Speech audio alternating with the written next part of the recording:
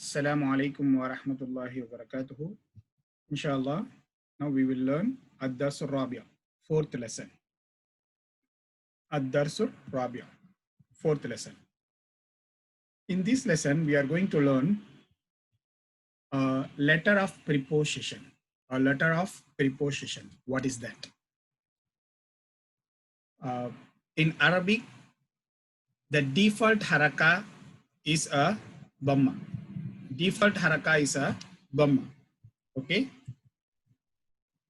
If you want to give fataha or kasra to any noun, fataha or kasra to any noun, there should be a reason. There should be a reason. Okay. Today, we are going to learn some letters which will give kasra to the following noun. Some letters we are going to learn which will give kasra. The letters which will give kasra to the following noun. Okay. These letters will be called as harful jar. Harful jar. Harful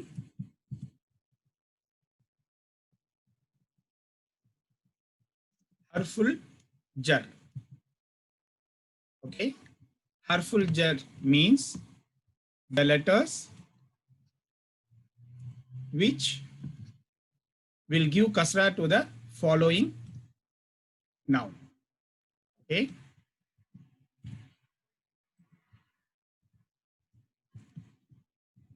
In Arabic, dhamma is a default haraka. If you want to give kasra or fatha to any noun, there should be a reason. And today we are going to learn harful jar. Jar means kasra, okay? So those letters which will give kasra to the following noun. Okay? That letters are fi, ala, these two letters, okay? There are few others, but in this lesson, we are going to learn just two letters, okay? Fi means in. Fi means in. Ala means on. Ala means on. If these two letters comes right, we have to give kasra to the following noun.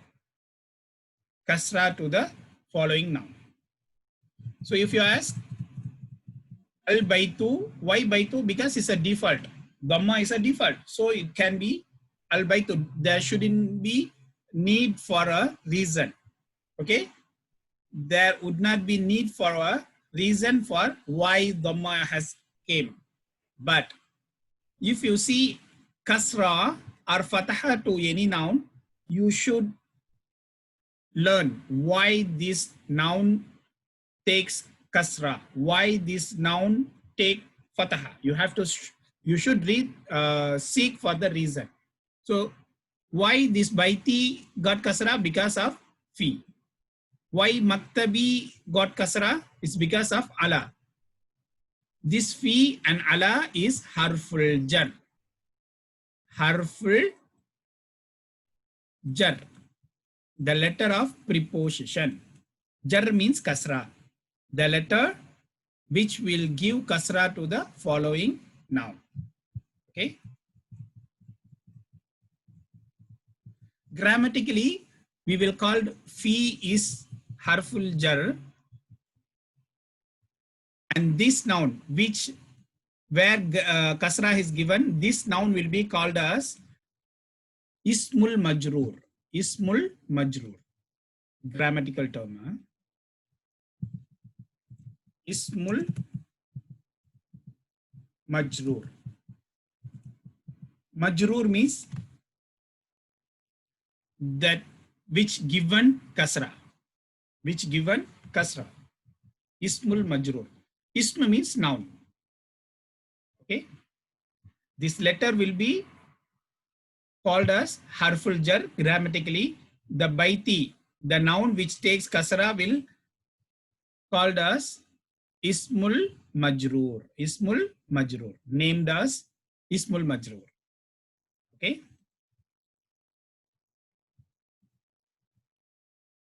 Al baitu, the house. Al baitu, the house. Fil baiti, in the house. The meaning is in the house. But when fi comes, the next following noun should be given kasra. Is supposed to be majroor. Majroor means given kasra. Fil baiti. Why baiti? Is because of fi is harful jar. Fi is a harful jar. Al maktabu. Al maktabu, the table. Al maktabu, the table. Dhamma is a default haraka. Alal maktabi. Alal maktabi. Why maktabi takes kasra? Is because ala is harful jar. Harful jar means this is the article, this is the letter which will give kasra to the following noun. Al masjidu, the masjid. The masjid. Fil masjidi, in the masjid. In the masjid.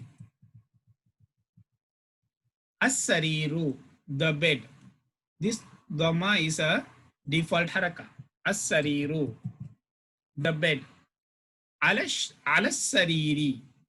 Alas-sariri, you see, sin is a huruf shamsiya, so we don't read alif lam. Fil masjidi, mim is a huruf al-qamariya, so we will read fil masjidi. Fil baiti, ba is a huruf al-qamariya, so fil baiti. Alal maktabi, mim is harful qamariya, so we will read a lam. But sin is a huruf shamsiya, we will not read lam. Lam will be silenced in pronunciation. Alas sariri, on the bed. Ala means on. Fi means in. Okay. So al baitu, the house. Fil baiti, in the house. Fil baiti, in the house.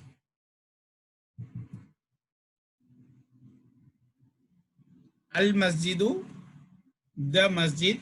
Fil masjidi, in the masjid. Al maktabu, the table. Alal maktabi, on the table.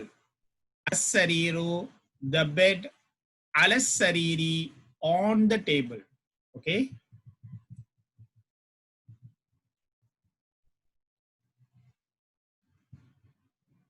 So fi and ala. These two are harful jar, which will give kasra to the following noun. So this noun will be named as ismul majroor, grammatical term. Okay. Grammatically, the following noun will be called as ismul majroor. That means the noun which is given kasra. Ismul majroor means the noun which given kasra. The noun which given kasra.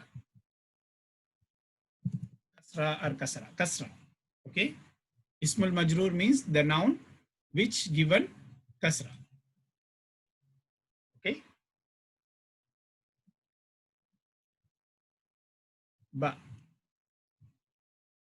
one more thing we are going to learn. So we learn harful jar and ismul majroor. One more question word we are going to learn. Aina. Aina means where. Aina means where. Okay.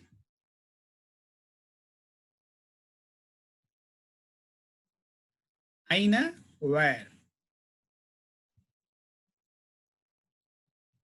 Aina Muhammadun. Where is Muhammad? Where is Muhammad? Huwa. We are going to learn he and she. What are they? They are pronouns, right? Pronoun. In English, we will call huwa and she. He and she is a pronoun.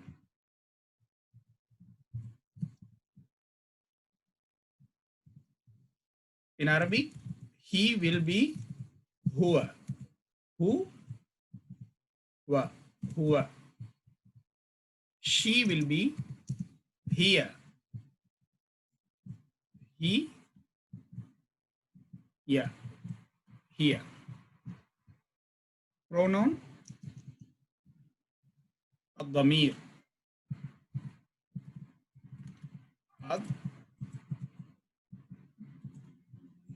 الضمير. الضمير means الضمير means pronoun. He and she. He means huwa. She means in Arabic here. Okay. Aina Muhammadun. Aina Muhammadun. Where is Muhammad? He is in the room. We are going to answer. He is in the room. He is in the room.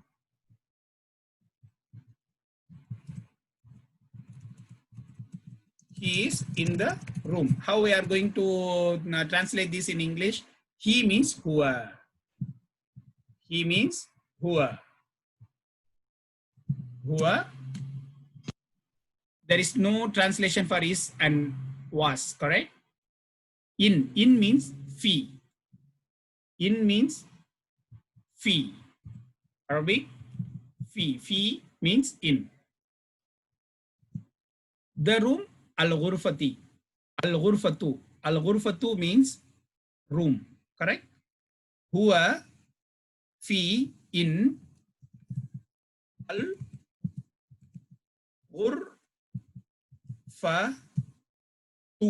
becomes ghurfati. Why?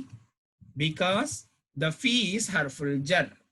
Because the fi is harful jar. So we will, the ghurfatu become ghurfati. Huwa fil ghurfati. He is in the room. Got it? Huwa fil ghurfati. He is in the room. Wa aina Yasirun. Wa aina Yasirun. And where is Yasir? And where is Yasir?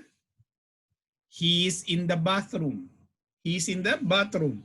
Bathroom in Arabic, al-hammamu. Not toilet. Toilet is mirhal. Al-hammamu, bathroom. Okay. Huwa fil ghurf. Huwa fil hammami. Huwa he. Huwa fil hammami. Huwa fil hammami. He is in the bathroom. Wa aina Aminatu. Wa aina Aminatu. Where is Amina? If you look at this sentence and this sentence, can you see any different? There is a wow. Okay, never mind. Then in that case, you can compare these two sentences. Any difference? Here is, where is Yasir? Here, the second question is, where is Amina? Is there any other difference? Aina. Yasir, Amina. Okay, the name is different. But if you look at the haraka here, there is a difference. What different? Here is a dhammatain, double dhamma. But in Amina, there is a single dhamma. There is a single dhamma. Yes. There is a difference between masculine name and feminine names. Masculine names will takes dhammatain. Feminine name takes only single dhamma. Okay. So if you say Aisha, Aishatu, Aisha, not Aishatun. Muhammad, Muhammadun. Yasir, Yasirun. Because it's a masculine names will takes dhammatain. Feminine name takes single dhamma only. It will not take double dhamma. Dhammatain. It will not take dhammatain. Dhammatain means double dhamma. Okay. So note it down. Wa aina aminatu. And where is Amina? And where is Amina? She means here. Pronoun of Dhamir. Here, fil matbakhi. Matbakh means kitchen. Matbakh means kitchen. Here, fil matbakhi. She is in the kitchen.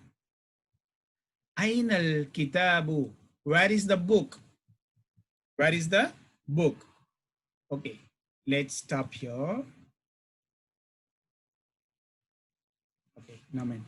Ainal kitabu. Where is the book? Kitabu means book. Huwa alal maktabi. Huwa, he. Okay. Better it right. I'll tell you the reason later. Huwa alal maktabi. They are using he. He is huwa, correct?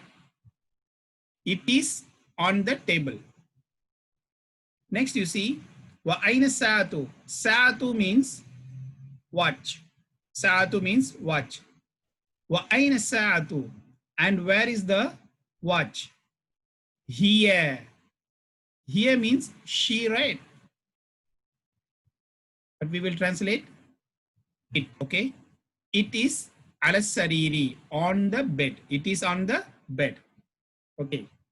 Now, let's see why here huwa and this answer got here. Haraka is uniqueness of Arabic language, okay? Haraka is uniqueness. The other language doesn't have the haraka, because if you say ghurfatu, one meaning, ghurfati, another meaning, ghurfata, it will give you a different meaning in the sentences, okay? The another uniqueness of Arabic is non-living things also having gender. Non-living things also having gender. What? That means a door having a gender. A book having a gender. You can find the book is whether masculine or feminine. The non-living things, all non-living things having gender. But in English and whatever language, other language, only living things having the gender, correct? If man, masculine, woman, feminine. If you say rooster, masculine, hen is feminine. Okay, all the living things having the gender in common language. But in Arabic, non-living things also having a gender. How do I identify it? It's very simple, okay? I tell you one reason, one easy identification. Those noun, non-living things noun, which ends with ta, regarded as a feminine.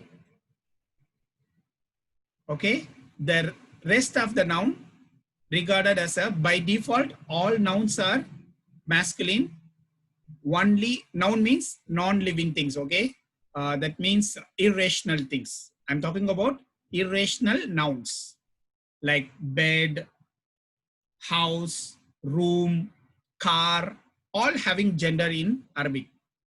So by default, all now irrational nouns are masculine, except those noun ending with ta, which will regarded as feminine. So you take this, al-kitabu is a irrational thing. You have to look at the ending, whether it has a ta or not. There are few other letters. Then that one we will learn later. But now this is the most common difference to identification to identify whether the noun is masculine or feminine. There is no ta, right? So this is a masculine. This is a masculine. That's why we are using he is on the table.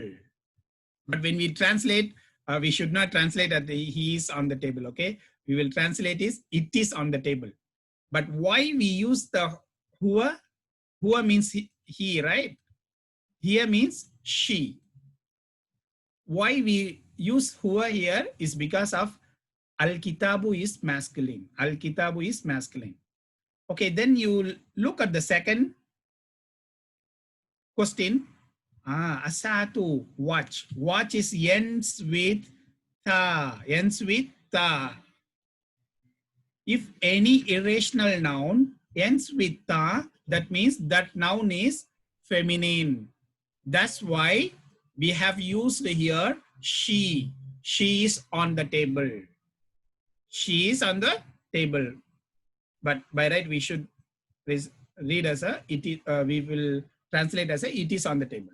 But we use the feminine pronoun.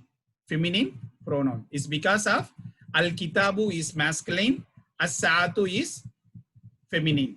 Ain al-kitabu, where is the book? Huwa alal maktabi, he is on the table. That means it is on the table. Huwa is masculine pronoun. Wa aina saatu, and where is the watch? Here, alal sariri, it is on the bed, but we are using feminine pronoun. That's it, inshallah. In this lesson, we have learned few things. One is harful jar. Then second one is aina. Aina is where. Thirdly, we have learned masculine names will take dhammatain. Feminine name will takes only single dhamma. And fourthly, 1, 2, 3, 4. Four matters we have learned. 4 new things we have learned. Irrational nouns also having gender in Arabic. So those irrational noun ends with ta, it regarded as feminine. Those letters doesn't contain ta, it will be regarded as masculine. So we have learned harf jar. One more question, aina, where. Then this is the third new thing. That means masculine names will take dhammatain. Feminine name takes only single dhamma. And fourth one is irrational things also. Irrational nouns also having gender in Arabic. That is a speciality, uniqueness of Arabic. Okay. So al-kitabu is masculine. That's why we are using masculine pronoun. As-saatu is feminine. So we are using feminine pronoun here. Inshallah, the rest we will learn in next classes. Next class, inshallah.